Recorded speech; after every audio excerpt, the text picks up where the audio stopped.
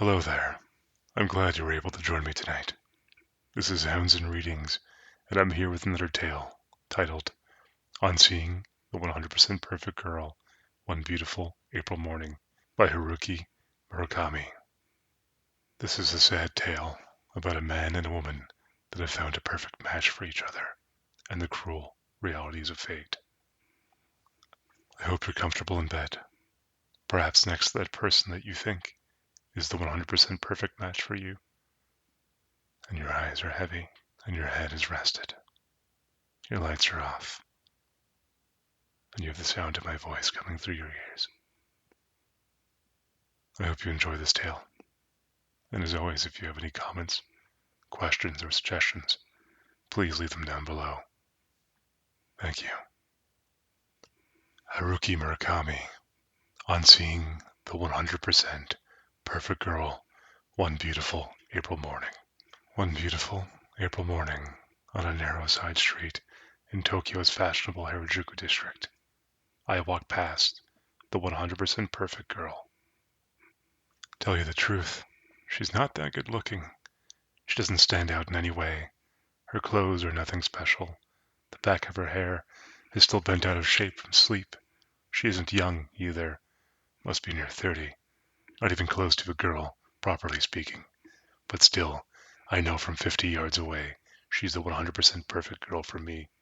The moment I see her, there's a rumbling in my chest. My mouth is as dry as a desert. Maybe you have your own particular favorite type of girl. One with slim ankles, or perhaps big eyes or graceful fingers, or you're drawn for no good reason at all to girls who take their time with every meal they eat. I have my own preferences, of course. Sometimes in a restaurant, I'll catch myself staring at the girl at the next table to mine because I like the shape of her nose. But no one can insist that his 100% perfect girl correspond to some preconceived type. Much as I like noses, I can't recall the shape of hers, or even if she had one, to be honest. All I can remember for sure is that she was no great beauty. It's quite weird. Yesterday on the street, I passed the 100% perfect girl. I tell someone. Yeah, he says. Good looking. No, not really, I say. Well, is she your favorite type then? He asked me. I don't know. I can't seem to remember anything about her, the shape of her eyes, or the size of her breasts. Strange, he says. Yeah, strange, I say back. So anyhow, he says, already bored, what did you do? Talk to her? Follow her? Nah, I just passed her on the street. She's walking east to west, and I west to east. It's a really nice April morning. Wish I could talk to her. Half an hour would be plenty. Just ask her about herself. Tell her about myself and what I'd really like to do. Explain to her the complexities of fate that have led to our passing each other on a side street in Harajuku on a beautiful April morning in 1981. This was something sure to be crammed, full of warm secrets, like an antique clock when peace had filled the world. After talking, we'd have lunch somewhere, maybe see a Woody Allen movie, stop by a hotel bar for cocktails. With any kind of luck, we might end up in bed. Potentiality knocks on the door of my heart. Now the distance between us is narrowed to 15 yards. How can I approach her? What should I say? Good morning, miss. Do you think you could spare half an hour for a little conversation? Ridiculous. I'd sound like some kind of insurance salesman. Pardon me, but would you happen to know if there's an all-night cleaners in the neighborhood? No, just as ridiculous. I'm not carrying any laundry, for one thing. Who's going to buy a line like that? Maybe the simple truth would do. Good morning, miss. You are the 100% perfect girl for me. No, she wouldn't believe it. Or even if she did, she might not want to talk to me. Sorry, she could say. I might be the 100% perfect girl for you, but you're not the 100% perfect boy for me. It could happen, of course, and if I found myself in that situation, I'd probably fall to pieces. I'd never recover from the shock. I'm 32 years old now, and that's what growing older is all about. We pass in front of a flower shop. A small, warm air touches my skin. The asphalt is damp, and I catch the scent of roses in the air. I can't bring myself to speak to her. She wears a white sweater, and in her left hand she holds a crisp, white envelope, lacking only a stamp. So, she's written somebody a letter, maybe spent the whole night writing it. To judge from the sleepy look in her eyes, I can see that the envelope might contain every secret she's ever had. I take a few strides and turn. She's now lost in the crowd. Now, of course, I know exactly what I should have said to her.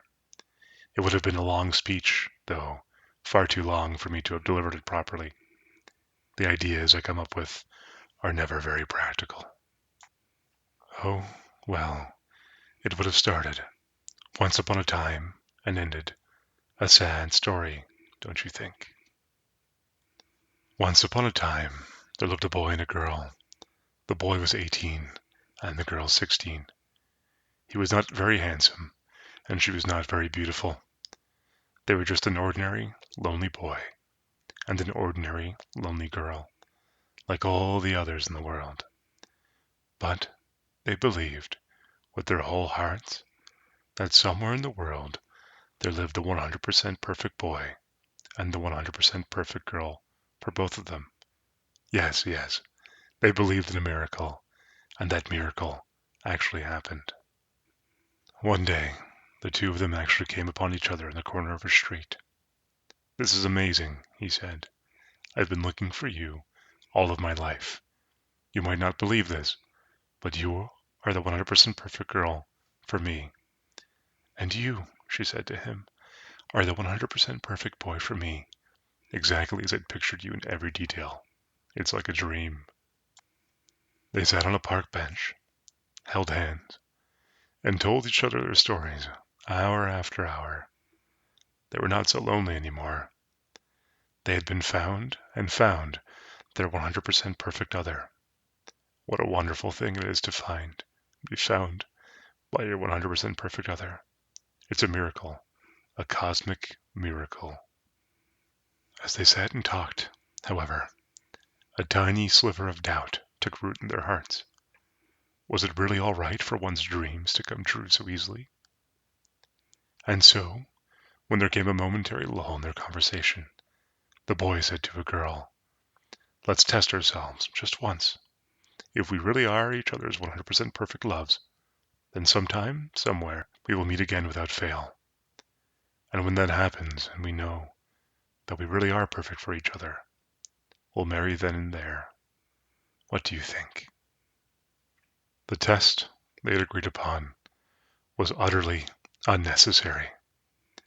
They should have never undertaken it, because they really and truly were each other's 100% perfect lovers, and it was a miracle that they'd ever met.